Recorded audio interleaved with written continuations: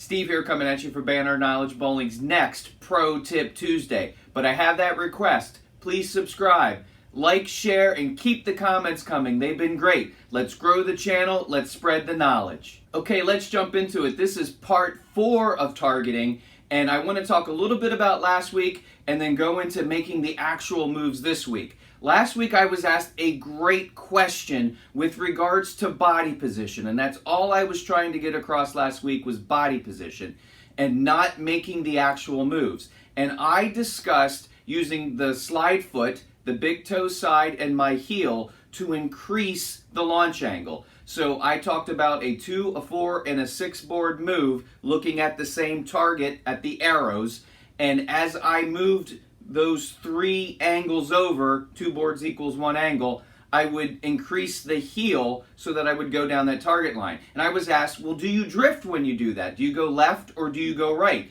And the answer is, I always drift left. We want to put ourselves into the best starting position, and that helps set the body, set the mind to go down that target line. And I'm doing something physical in my setup to make sure mentally that I'm going to have a little bit of a launch angle. The 2, maybe I'm moving 4 boards, a little bit more of a launch angle, and I said 6 is as far as I'll go, the most launch angle. So when I do that, whether you drift either right or left, to me it doesn't matter. Put yourself into the correct position. As long as you're always drifting the same way, this will help you go down the target line that you want to go. Now, I used the example of a half board, a full board, and a board and a half. That may not work for you. Maybe you need to be a quarter board, maybe 3/4 boards. Maybe if you go more than a board, it's way too much. Figure out what works best for you and how can you consistently go down your chosen target line, and how can you set up to help with that. Now, I'd like to talk a little bit more about the actual moves, and I'm going to use the second arrow as my example, and as I described, I let go of the ball 7 boards to the right, I'm a right-hander, from where I slide. So if I want to go straight up the 10 board, which is the second arrow, I need to slide on board 17. Now, I told you that I could increase the angles, and I use 2 boards to do that, and I'll do it up to 3 times. So I'll go 2, 4, and 6.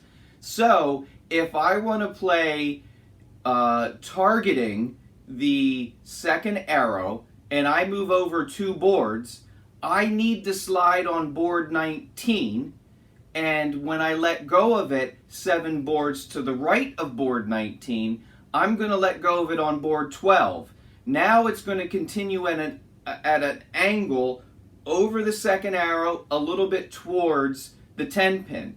And that's what I'm looking at. I'm probably in this example looking at maybe the space between the 6 and the 10 pin. I'm drawing it through the exit point where I think the pattern ends. Maybe it's 40 feet, maybe it's 44 feet, through that arrow into the eyeball in my shoulder.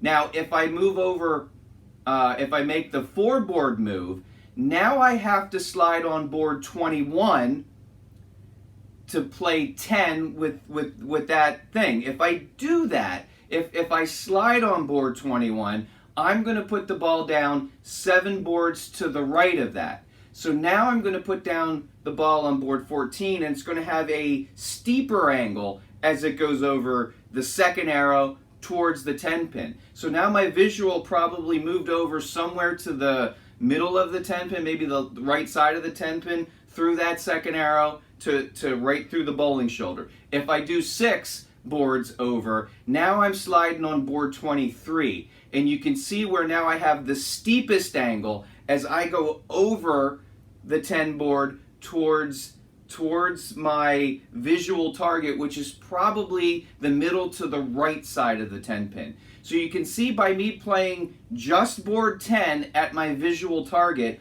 I can go straight up it, I can have a little bit of launch angle, middle, and then the most amount of launch angle. Now I can also make another move. So let's say, hypothetically, I'm playing board 10, the second arrow, with one angle. So I'm sliding on board 19. And that starts hooking too much and it starts coming high in the pocket. I may want to make a parallel move. So I'm going to move to the inside part of the lane where there might be a little bit more oil, but I don't want to increase the launch angle. So what I could do, for example, instead of playing board 10, I could target board 12 with the same one angle, the two board over. So in this case, if I would be playing 12 and I was going straight up it, I'd need to slide on 19. But now I want to play 12 with one angle, I need to slide on board 21. So you can see how I can parallel move in and keep my same launch angle, but move into more oil to get it back to the pocket. Or I can keep my same visual target and move over and increase the launch angle. What's the best move? Well, it depends on how the lanes are playing and the pattern that's down and the people who have bowled on the lanes either with you or previous.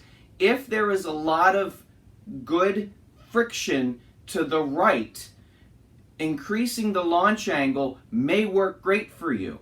But if you're on a flatter sport type pattern, if you increase that launch angle, it's still going to find oil to the right of your target line and it may not hook back. And that's when you may need to parallel move in.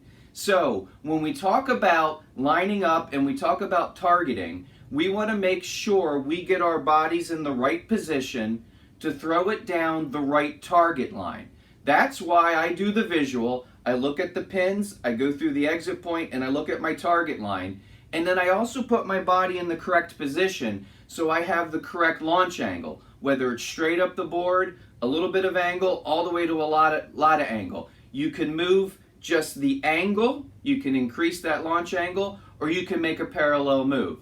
So hope this helped. Let's keep putting those comments down there because it's been great discussion. We've all been learning together. Let me know what you think, and I'll be back next week for a little bit more on targeting. Thanks a lot.